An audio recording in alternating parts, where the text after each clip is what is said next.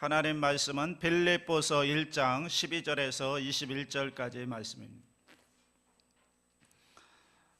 신약성경 318페이지 빌립보서 1장 12절에서 20절까지의 말씀을 다 같이 봉독합니다.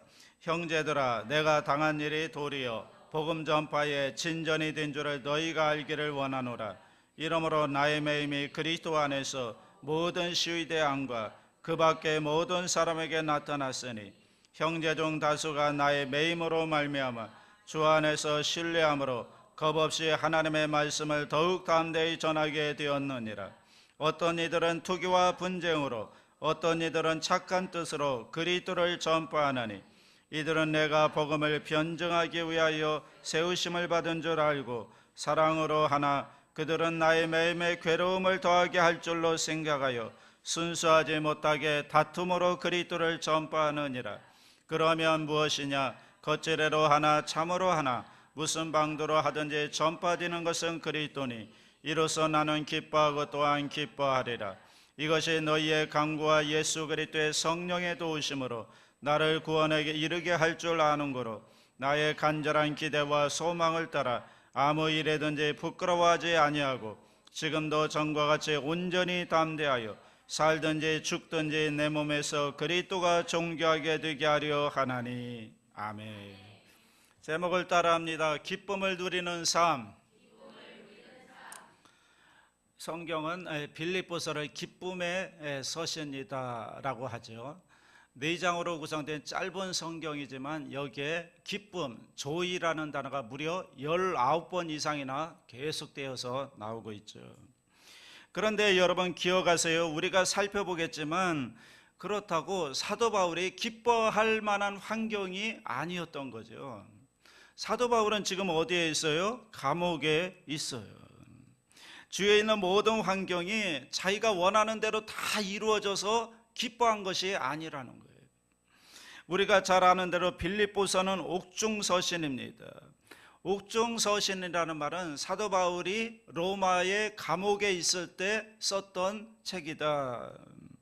감옥이라는 곳은 그 누구도 가기 싫어하는 곳, 인간의 환경 중에 가장 최악의 환경이 감옥이잖아요.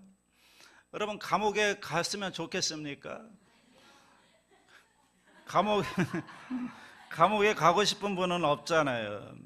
그런데 그 가운데서도 그가 기뻐할 수 있었다. 그 기쁨을 다 빼앗길 수밖에 없는 그런 환경 가운데, 최악의 환경, 감옥 가운데 있었는데 그 가운데서도 기뻐하고 또 기뻐했다. 이런 면에서 사도 바울은 한마디로 뒤집기 선수였습니다. 삶의 환경은 우리가 볼 때는 분명히 슬퍼하고 정말 괴로워하고 고통 가운데 있어야 되는데, 그런데 그 환경을 뒤집어서 오히려 기뻐하고 하나님께 감사하는, 어떻게 그렇게 할 수 있었는가? 오늘 말씀이 그것을 하나하나 가르쳐 줍니다. 첫째로는 우리의 기쁨을 빼앗아가는 요소는 환경이다라는 거죠. 자, 오늘 본문이 시작해 12절 말씀 다 같이 합니다. 형제들아, 내가 당한 일이 도리어 복음 전파에 진전이 된 줄을 너희가 알기를 원하노라. 여기서 내가 당한 일이 뭐예요? 로마 감옥에 갇힌 일, 이것이 사도 바울이 당한 일입니다. 여러분 감옥에 갇혔다.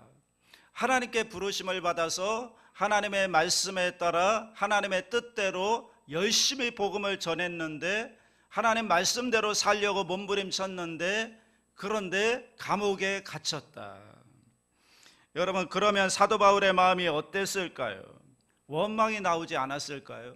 그것도 1년 2년 갇혀 있는 게 아니라 5년 동안 감옥에 썩혀 있으니 얼마나 원망과 불평이 나올 만한 환경입니까? 그런데 사도 바울이 그랬나요? 그러지 않았습니다. 사도 바울은 그렇게 되었음에도 불구하고 오히려 도리어 그 안에서 기뻐했다. 왜 그런 줄 아십니까? 여기에는 하나님의 섭리가 있습니다. 12절 다시 봅니다. 12절 시작. 형제들아, 내가 당한 일이 도리어 복음 전파에 진전이 된 줄을 너희가 알기를 원하노라. 여기 진전이라고 하는 말은 그 당시 군대의 공병대 용어입니다. 쉽게 얘기하면 장애물을 해치고 길을 놓는다라는 겁니다. 여러분 로마 제국을 보면 로마 제국의 최고의 무기는 전차 군단이었죠. 배너 같은 영화를 보시면 아시겠지만 전차 경주를 하지 않습니까? 그 전차가 일종의 오늘날로 따지면 탱크와 같은 역할을 했습니다. 말이 끄는 전차가 주력 부대였습니다. 그런데 문제는 아무리 전차 부대를 가지고 있다 하더라도 그 전차 부대가 이동하려면 길이나 있어야 되지 않습니까? 그래서 앞서가서 길을 놓는 사람들을 공병대라고 하는데, 그래서 길을 뚫습니다. 어떤 길인가 하면 로마 주력 부대인 전차 부대가 지나갈 수 있도록 가서 길을 뚫는데, 그게 뭐냐면 그게 전진, 진보 그런 뜻입니다. 사도 바울은 지금 그것을 염두에 두고 말하는 겁니다. 지금 자기가 로마 감옥에 갇히고 보니까 사실은 그게 자기가 생각했던 그 길은 아니었는데, 그런데 하나님께서 로마의 복음을 전하는 가장 좋은 길이었다는 거예요. 자기가 감옥에 갇혀 있는 것이 로마 사람들에게 복음을 전하는 가장 좋은 길이었다. 그것 때문에 뭐가 열렸는가? 자기가 하고 싶은 일을 하게 되었고요, 복음의 길이 열리게 되었다. 이게 무슨 말인가요? 13절을 봅니다. 13절, 이러므로 나의 매임이 그리스도 안에서 모든 시위대왕과 그 밖의 모든 사람에게 나타났으니. 로마 시위대는 로마 황제의 경위를 맡고 황도 그 도시의 그 안전을 책임지는, 우리로 말하면 지금의 수방사 이런 거겠죠. 여기는요 아무나 들어갈 수가 없어요. 출신 성분이 좋아야 되고요, 로마 젊은이들 가운데 엘리트 출신들이, 로마 사람들이 이 시위대에 들어가게 되는 겁니다. 그래서 그 시위대들은 스스로 엘리트 의식을 가지고 있었고 프라이드 또한 대단했습니다. 그런데 지금 어떤 일이 일어났는가? 사도 바울이 갇혀 있어요. 지금 쉽게 얘기하면 연금 상태로 가택에 갇혀 있는 겁니다. 왜냐하면 이 사도 바울은 그 당시로 말하면 사상범이거든요. 그래서 아주 위험한 인물이기 때문에 연금을 시켜놓고 그 위에서 로마의 시위대가 와서 교대로 지키는 겁니다. 기록에 보면 하루에 4명이 6시간씩 4교대를 했다는 거예요. 그러니까 한 번 설 때 4명, 그게 바뀌면 또 6시간 후에는 또 다른 4명이 와서서 이렇게 4번씩 교대로 서면은 하루에 몇 명이에요? 16명. 16명의 시위대를 만날 수가 있는 겁니다. 자, 그러니까 사도 바울도 처음에는 내가 왜 감옥에 갇혀 있을까? 왜 하나님께서 나를 감옥에 쳐 넣었을까? 생각했는데 가만히 생각해 보니까 막 돌아다니면서 힘들게 복음 전할 필요가 없는 거예요. 그냥 그 안에 갇혀 있으면, 감옥에 있으면 하루에 몇 명씩이요? 16명씩 꼬박꼬박 오는 거예요. 그것도 어떤 사람들이 오는 거예요? 가장 로마에서 젊고 엘리트이고 1% 안에 드는 아주 엘리트, 장래가 촉망되고 앞으로 로마의 미래를 움직일 수 있는 그런 젊은이 시위대들이 16명씩 하루에 오는 겁니다. 여러분, 이건 그리고 6시간씩 거기에 머물고 있으니까 얼마나 복음 전하기 좋아요. 이것은 사도 바울의 밥인 거죠. 사도 바울이 거기에서 그들에게 복음을 전하기 시작하는 겁니다. 이렇게 해서 복음을 받아들인 시위대들이 하나 둘씩 생겨나기 시작하고요, 나중에 이러한 로마의 고급 장교 가운데 기독교가 점차 로마에 전파되는데, 받아들이는데 앞장서게 됩니다. 기독교의 복음을 접해 보니까요, 지금까지 접했던 것들과는 전혀 다른 거예요. 여기에 보니까 깨끗한 도덕이 있고요, 인생에 대한 건강한 복음이 그 안에 들어가 있는 겁니다. 그러니까 로마의 엘리트들이 여기에 관심을 갖게 되고 나중에 로마가 복음화되는 일에 이들이 앞장서게 되는 겁니다. 그러면서 사도 바울의 생각해 보니까 감사하구나. 사도 바울의 인생의 목적이 뭐였어요? 복음을 전하는 거였는데, 그런데 하나님 이제는 나도 나이도 들고 이제 건강도 별로 좋지 않고 힘도 들고, 그러니까 돌아다니지 말고 좀 편하게 복음을 전해라. 그래서 하나님께서 나를 이렇게 감옥으로 인도하시고 그 감옥을 지키는 로마의 시위대들, 로마의 엘리트 젊은이들을 보내주셔서 그들에게 온전하게 복음을 전하게 하셨구나, 이겁니다. 로마서 8장 28절 다 같이 합니다. 알거니와 하나님을 사랑하는 자, 곧 그의 뜻대로 부르심을 입은 자들에게는 모든 것이 합력하여 선을 이루는. 여러분, 사도 바울이 이 고백을 여기서 하지 않았을까요? 여기서 했다고 저는 믿습니다. 사도 바울은 이 믿음이 있었어요. 어려운 환경, 감옥이라고 하는 최악의 환경이었지만 여러분, 그 환경을 뒤집어 버린 겁니다. 믿음으로 뒤집어 버린 겁니다. 그랬더니 거기에 뭐가 있어요? 기쁨이 거기에 있더라는 거죠. 그런데 놀랍게도 우리는 여전히 그릇된 신화적 사고를 가지고 있어요. 사탄이 우리 생각 가운데 어떤 잘못된 신학을 심어주었는가 하면 이런 걸 심어주었습니다. 인생의 승패는 환경에 달려있다, 이렇게 얘기해요. 그래서 사람들은 얘기하기를 인생의 성공과 실패는 환경에 달려있어, 이렇게들 이야기를 많이 합니다. 물론 환경이 중요하죠. 환경이 좋은 데서 자라나면 더 훌륭한 사람이 될 가능성이 훨씬 많죠. 그런데 여러분 가만히 보세요. 좋은 환경이 좋은 사람을 만드나요? 그렇지는 않잖아요.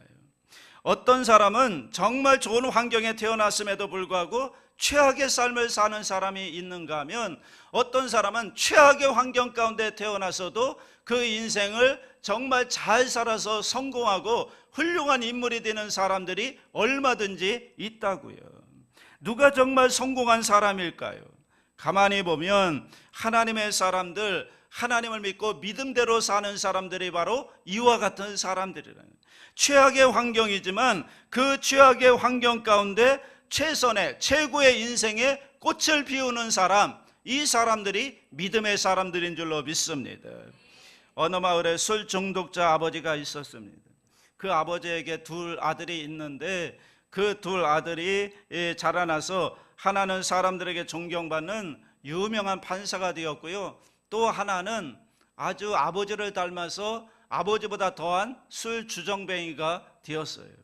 이 사실을 알고 기자가 인터뷰를 했습니다. 두 사람에게 인터뷰를 했는데 먼저는 술 주정뱅이가 된 아들에게 물었어요. 당신은 어떻게 하다가 술 주정뱅이가 되었습니까? 어떻게 하다가 이렇게 알코올 중독자가 되었습니까? 그랬더니 뭐라고 그래요? 아버지 때문에, 우리 아버지 때문에. 그리고 이번에는 유명한 판사가 된 그 아들에게 물었습니다. 당신은 어떻게 유명한 판사가 되었습니까? 그랬더니 그 아들이 뭐라고 대답했을까요? 우리 아버지 때문에. 이렇게 대답해요. 똑같은 환경을 보면서 어떤 사람은 술주정뱅이가 되고 어떤 사람은 유명한 판사가 되고 전혀 다른 삶을 살았던, 여러분, 환난이 올 때, 고난이 올 때 그 고난 앞에, 그 환경 앞에 쓰러지는 사람이 있어요. 망하는 사람이 있어요. 실패하는 사람이 있어요. 이 사람은 불행한 사람인 거예요. 그런데 환난이 올 때 그 환난을 뒤집어서 오히려 그 환난을 통해 하나님께 영광을 돌리고 그 슬픔의 인생을 기쁨으로 바꾸어 버리는 그런 사람이 있어요. 그런 사람이 믿음의 사람인 줄로 믿습니다. 어려움 가운데 정말 연단되어 가지고 정금처럼 나오는 사람이 있는가 하면 아주 그 어려움 가운데 산송장이 되어서 나오는 사람이 있다고요. 오늘 사도 바울이 오늘 우리에게 그 이야기를 하는 겁니다. 과연 오늘 우리는 어떻게 살아야 하겠는가? 여러분, 우리 인생에 어려운 일이 있지만 그 어려운 일을 뒤집어서 슬픔을 기쁨으로 만들어가는 믿음의 삶을 살게 되시기를 주의 이름으로 축복합니다. 이런 사람이 행복한 겁니다. 이런 사람이 성공한 인생인 것입니다. 어떻게 그럴 수 있었을까? 우리가 대부분 어려운 일을 당하게 되면 사람들은 주로 자기 환경만 바라봐요. 자기의 위치에 초점을 맞추어요. 그래서 그것을 어떻게 해결할 수 있을까? 나의 이 환경만 붙들고 씨름해요. 물론 우리가 인생에 어려운 일이 있을 때 기도해야 되죠. 그런데 기도는요, 환경을 붙들고 기도하는 게 아니라 하나님을 붙들고 기도하는 게 기도예요. 많은 사람들이 환경을 붙들고 기도해요. 문제를 붙들고 기도해요. 그게 기도가 아니라 그 문제를 가지고 하나님 앞에 나아가 하나님을 바라보고 하나님을 붙들고 하나님께 부르짖는 게 기도인 줄로 믿습니다. 그래서 여러분, 기도라는 것은 언제나 이 환경을 붙들고 씨름하는 게 아니라 하나님을 붙들고 하나님 앞에 엎드리는 것, 하나님께 맡기는 것, 하나님께 부르짖는 것. 요셉이라고 하는 사람을 보면 한평생 편할 날이 하루도 없었죠. 형들의 시기를 받아서 구덩이에 갇히게 되고, 그리고 이집트의 노예로 팔려가게 되고, 이집트에서 겨우 살만하니까 그 주인집의 아내 보디발의 아내가 유혹을 하는 바람에 그것을 뿌리쳤더니 괘씸죄로 걸려서 누명을 쓰고 감옥에 들어가죠. 그가 감옥에 들어갔다가 물론 하나님께서 그를 이집트의 총리로 세우지만, 여러분, 그럼에도 불구하고 성경은 끊임없이 그의 인생을 이야기하면서 그가 형통했다, 그가 형통했다, 그가 형통했다. 그런데 그가 그렇게 형통할 수 있었던 이유가 뭔가? 그러면 하나님께서 그와 함께 하심으로 요셉이 형통한 자가 되었다. 하나님과 관계예요. 하나님께 초점을 맞추는 거예요. 그러니까 여러분, 우리가 어떻게 환경을 뒤집을 수 있는가? 그러면 우리의 위치에 초점을 맞출 게 아니라, 환경에 초점을 맞출 게 아니라 누구에게 초점을 맞춰야 돼요? 하나님께 초점을 맞춰야 돼요. 하나님과의 관계를 잘해야 되는 거예요. 하나님과 함께하면, 하나님이 나와 함께 하시면 요셉과 같이 감옥에 있는 환경이라도 그 가운데서도 형통하게 하시고 결국에는 하나님의 뜻을 이루게 되는, 하나님을 바라보고 하나님을 초점을 맞추는 겁니다. 여러분의 있는 환경 가운데, 최악의 환경 가운데 거기에서 하나님을 바라볼 수 있다면, 그러면 거기엔 새로운 길이 열리는 겁니다. 하나님이 길을 내주시는 겁니다. 내가 사망의 음침한 골짜기로 다닐지라도 해를 두려워하지 않을 것은 뭐예요? 주께서 나와 함께 하심이라. 다윗이 고백하잖아요. 우리의 삶이 분명히 어려운 환경입니다. 사망의 음침한 골짜기일 수 있습니다. 감옥의 환경일 수도 있습니다. 노예의 환경일 수도 있습니다. 우리를 옥죄하고 정말 우리의 인생을 돌아보면 어디 안에 눈을 둘 데가 없을 정도로 그런 환경이 우리 가운데 있을 수 있습니다. 그럼에도 불구하고 우리가 그것을 뒤집어서 정말 하나님의 은혜 가운데 거하고 하나님께 영광 돌리면서 그것을 기쁨의 삶으로 바꾸기 위해서는 오늘 우리가 해야 되는 것은 하나님을 바라보는 겁니다. 하나님께 초점을 맞추는 겁니다. 하나님께 부르짖는 겁니다. 위치가 아니라 하나님과 나와의 관계가 중요한 겁니다. 하나님이 함께 하시면 여러분, 그 최악의 환경이 최고의 환경으로 하나님이 형통하게 만들어 주실 줄로 믿습니다. 그러므로 오늘 아침에도 여러분, 하나님 바라보시기 바랍니다. 여러 가지 인생에 어려운 문제들이 있을 겁니다. 힘든 일이 있을 겁니다. 그것들이 우리의 기쁨을 빼앗아 갑니다. 그런데 그런 환경에 우리의 마음을 내어주면 여러분, 조금씩 사탄이 우리의 기쁨을 다 빼앗아 가버리고 마는 겁니다. 그럴 때 세상을 향한 우리의 마음을 닫아버려야 돼요.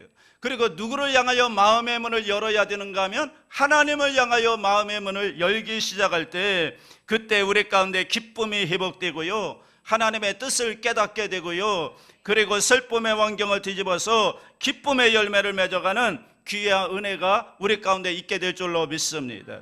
오늘 저와 여러분들의 그 은혜가 있기를 주님의 이름으로 축복합니다. 두 번째로, 우리의 기쁨을 빼앗아가는 것은 사람이죠. 여러분, 어떤 면에서 우리의 기쁨을 빼앗아간 것은 환경보다는 사실은 사람입니다. 사람과의 관계가 깨지면요, 마음에 평화가 없어요. 기쁨이 없어요. 여러분, 남편과 아내가 아무리 좋다가도 한번 싸우면 어떻게 될까요? 관계가 깨지면 어떻게 될까요? 인생이 행복하지 않은 거예요. 기쁨이 없는 거예요. 여러분, 그런 거 경험 안 하십니까? 사람과의 사람, 특별히 사랑해야 될 가족들, 사랑해야 될 친구들, 그리고 함께 있어야 되는 동역자들, 그리고 성도와 성도 간의 관계 가운데 그 관계가 깨어지면 그때부터 마음에 기쁨이 없고요, 지옥이에요. 지옥입니다. 그 마음이 얼마나 메말라지겠습니까? 사도 바울이 그랬습니다. 인간관계에서 일어나는 일들은 참 쉽지 않은 것 같아요. 사도 바울이 겪었던 큰 문제 가운데 하나가 그거였습니다. 15절을 다 같이 합니다. 어떤 이들은 투기와 분쟁으로, 어떤 이들은 착한 뜻으로 그리스도를 전파하는. 투기와 분쟁으로 복음을 전하는 자가 누군가 하는 것은 정확하지 않지만 그리스도를 전파했다는 것을 보면 이것은 이단도 아니고 유대인도 아니고 뭐예요? 같이 예수 믿는 사람들이었을 거라고요. 왜냐하면 그리스도를 전파했다고 했으니까 믿는 사람들인 거죠. 사도 바울이 다니면서 복음을 쫙 전하고 그랬지만 그 가운데는 사도 바울에 대해서 여전히 의심의 눈치로 바라보는 사람이 있어요. 저 사도 바울이 옛날에 우리 가족을 죽였는데 바울이 지금은 저렇게 있지만 사실은 저 사람 마음속에 뭐가 있는지 어떻게 알아? 이렇게 의심의 눈초리로 바라보는 사람이 있었고요. 또 한편으로는 마음속에 사도 바울에 대한 어떤 경쟁심과 시기심을 가지고 여러분 있던 사람들도 있었을 겁니다. 특별히 초대교회 지도자들 가운데 이런 일이 있을 수 있습니다. 여러분, 목사님들이 시기하고 질투를 할까요, 말까요? 목회자들이 시기와 질투를 안 해요. 그런데 어떤 경우에 안 하는가 하면 우리 성도들을 대할 때는 절대로 시기하거나 질투를 안 해요. 보세요. 분명히 제가 말씀드리는데 여러분 인생 가운데 기쁜 일이 있잖아요. 그럼 가장 기뻐하는 사람들이 여러분의 가족이고요. 그 다음에는 목회자들이에요. 여러분들에게 좋은 일이 있다, 뭐 기쁜 일이 있다, 그러면 가족이 제일 먼저 기뻐할 것이고 그 다음으로 가장 기뻐하고 축하해 줄 사람은 목회자들이에요. 여러분 절대로 여러분을 시기하거나 질투하지 않아요. 그런데 목사가 언제 질투하느냐? 옆교회 목사님이 잘 되면 질투해요. 아닌 척하지만 사람의 마음이 그렇습니다. 그래서 여러분들이 정말 잘 된다, 여러분들이 좋은 일이 있다, 그러면 저는 정말 기쁜데 그런데 눈치도 없이 와가지고 옆에 교회는 뭐 이러고 저러고 잘 되고 옆에 목사님은 훌륭하고 이러면 눈치도 없다, 이런 생각을 하게 되는 거죠. 여러분 제가 왜 이 말씀을 드릴까요? 그 당시에 분명히 사도 바울을 시기하는 사람도 있었을 거예요. 지도자들 가운데 보니까 사도 바울이 사역을 너무 잘하는 거예요. 너무 훌륭하게 복음을 잘 전하고 너무 사역을 잘하니까 나도 어떻게 하면 저렇게 잘할 수 있을까, 이 마음에 지나치다 보면 여기에 뭐가 생겨요? 시기하고 질투가 생기는 겁니다. 16절 17절 다 같이 합니다. 이들은 내가 복음을 변증하기 위하여 세우심을 받은 줄 알고 사랑으로 하나 그들은 나의 매일매일 괴로움을 더하게 할 줄로 생각하여 순수하지 못하게 다툼으로 그리스도를 전파하느니. 여기 보면 16절에 이들은 이라는 말이 나오고 17절에 그들은 이라는 말이 나오죠. 그들은 사도 바울 편에서 사도 바울의 사역을 이해하지 못하고 순수한 마음으로 따르지 못했던 사람들, 그리고 여기에 나오는 이들은 좋은 사람들, 사도 바울을 따르고 사도 바울을 순수하게 지도자로 알고 있던, 함께 했던 사람들. 그런데 17절에 나오는 그들은 반대인 겁니다. 사도 바울이 감옥에 갇히니까 거봐라, 내가 그럴 줄 알았다, 혼자서 잘난 척하더니 그렇게 됐다, 그런 거예요. 아주 사도 바울에 대해서 시기하고 질투하고 비판하고 그런 사람들. 그래서 그들이 바울이 감옥에 갇히니까 내가 그럴 줄 알았다. 그러니까 사도 바울이 그 이야기를 들었을 때 얼마나 마음이 힘들었을까요? 믿었던 사람들인데, 함께 동역했던 사람들인데, 같은 하나님을 섬기는 믿음의 형제요 자매요 동역자들이라고 생각을 했는데, 그런데 자기가 감옥에 갇히니까 막 비판을 쏟아내. 거봐라, 내가 그럴 줄 알았다, 혼자 잘난 척 하더니 저 꼴이 뭐냐, 이렇게 얘기하는 거예요. 그럴 때 이 사도 바울이 그 이야기를 들었을 때 얼마나 배신감을 들었을까. 우리 같았으면 그랬을 거예요. 저 같아도 그랬을 거예요. 얼마나 배신감이 컸을까. 사도 바울도 그런 마음이 있었을 거예요. 그런데 사도 바울이 그것을 어떻게 뒤집었는가 하면 그 다음 구절 18절입니다. 다 같이 합니다. 그러면 무엇이냐, 거칠애로 하나 참으로 하나 무슨 방도로 하든지 전파되는 것은 그리스도니 이로써 나는 기뻐하고 또한 기뻐하리라. 이 말씀을 쉽게 얘기하면 이런 거면, 저들이 나를 향하여 중상모략한다 하더라도, 저들이 나를 향해 비수를 던진다 하더라도, 만약 저들을 통해 그리스도의 복음이 증거된다면 나는 그것으로 인해 기뻐하고 또 기뻐하겠다는 것입니다. 오히려 교회가 사도 바울이 감옥에 갇혔다고 이제는 모든 게 다 끝났다고 하면서 성도들이 코박고 그냥 앉아있고 복음도 전하지 않는다면 이게 더 큰 문제라는 거예요. 그런데 사도 바울의 초점은 지금 어디에 있는가 하면 예수 그리스도의 복음을 전하는 일에 초점이 있으니까, 자기를 중상모략한다 하더라도, 나에게 비수의 말을 꽂는다 하더라도, 그럼에도 불구하고 그것으로 통해 복음이 전파된다면 나는 슬퍼하지 않겠다는 거예요. 기뻐하겠다는 거예요. 왜냐하면 사도 바울의 초점은 예수 그리스도에게 있었고 복음에 있었기 때문에 기뻐하는 것입니다. 때론 내가 조금 마음이 아플 수 있죠. 때론 내가 배신감을 느낄 수 있죠. 때론 내 마음속에 여러 가지 상처가 될 수 있죠. 어떻게 나한테 그럴 수가 있어? 이런 마음이 들 수가 있죠. 그러나 사도 바울은 그것보다 더 중요한 것은 복음을 전하는 것이기 때문에 하나님의 관점으로 바라보면서 하나님께 영광 돌릴 수만 있다면 나는 이런 중상모략 같은 것들로 나는 상처받지 않고 오히려 이것을 기쁘게 여길 수가 있다. 여러분, 이렇게 극복해 나갈 수 있다면 얼마나 좋을까요? 많은 분들이 그래요. 어떻게 나한테 저럴 수가 있어? 내가 얼마나 잘해줬는데 어떻게 나에게 이렇게 비수의 말을 꽂을 수가 있어? 평생 그거 가지고 원수지간으로 사는 사람이 있는데 그러지 마시고 여러분들에게 이 사도 바울의 믿음이 있기를 주의 이름으로 축복합니다. 사도 바울은 그러한 인간관계에서 오는 여러 가지 어려움들을 확 뒤집어 버린 거예요. 여러분, 우리들이 사시는 신앙생활 할 때 언제 시험이 드는가? 누가 무슨 말을 했을 때, 그죠? 나는 열심히 한다고 했는데 누가 태클을 걸어요. 누가 와서 뭐라고 그래요. 누가 와서 그래요. 잘난 척한다고. 그럴 때 그것 때문에 우리가 상처받지 말고 사도 바울의 모습을 생각하면서 하나님의 관점에서 그것을 바라볼 수 있다면 상처받을 일이 아닙니다. 오히려 그것 때문에 우리가 더 열심히 주의 일을 하고요, 그럼에도 불구하고 그것 때문에 우리의 인생이 우울해지는 것이 아니라 그것을 완전히 뒤집어서 기뻐하고 감사하고 더 하나님께 영광 돌리는 삶을 살아갈 수 있게 되기를 주님의 이름으로 축복합니다.